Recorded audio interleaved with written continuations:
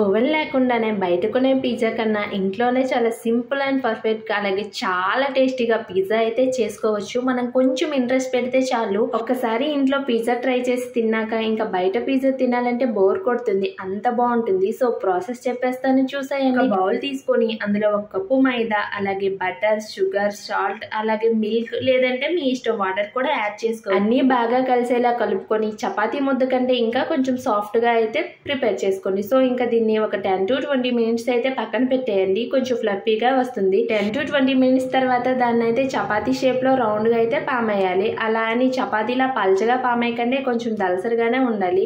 ఇంకా దానికైతే హోల్స్ పెట్టుకొని దాని మీద పిజ్జా సాస్ అలాగే మీకు నచ్చిన వెజిటేబుల్స్ యాడ్ చేసేయండి. నేనైతే capsicum, tomato, onion, sweet corn అయితే యాడ్ చేసుకున్నాను. మీకు కావాలంటే ఇంకా నచ్చినవి యాడ్ చేసుకోండి. అలాగే ఇందులో చికెన్ కూడా యాడ్ చేసుకున్నాను. సో చికెన్ ఎలా ప్రిపేర్ చేశానంటే చికెన్లో ఉప్పు, కారం, పసుపు, ధనియా పౌడర్, గరం మసాలా వేసుకొని దాన్ని అయితే మంచిగా ఫ్రై చేసేసి చిన్న చిన్న ముక్కలుగా అయితే చేసుకున్నాను. చాలా సింపుల్ అది. సో ఇంకా పిజ్జా పైన చికెన్ ముక్కలు కూడా యాడ్ చేసుకొని అలాగే ఫుల్గా చీజ్ అయితే వేసేయండి. దానిపైన రెడ్ చిల్లీ ఫ్లేక్స్ అయితే వేసేయండి. సో ఇంకా పిజ్జాని బేక్ చేయడానికి అని చెప్పి ఒక దలసరి కళాయి తీసుకున్నాను. దాన్ని ముందుగానే ఫ్రీ హీట్ చేసి పెట్టేశాను. సో అందులో అయితే ఈ పళ్ళని పెట్టేసి 20 to 30 మినిట్స్ మీడియం టు లో ఫ్లేమ్లోనే కుక్ చేశాను. సో చాలా పర్ఫెక్ట్గా కుక్ అయింది.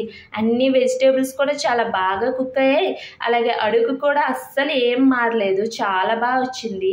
సో ఒకసారి ఈ ప్రాసెస్లో ట్రై చేయండి. ఇంకా బయట అయితే పిజ్జాలు తినడం మానేస్తారు, అంత బాగుంది. సో వీడియో నచ్చితే సబ్స్క్రైబ్.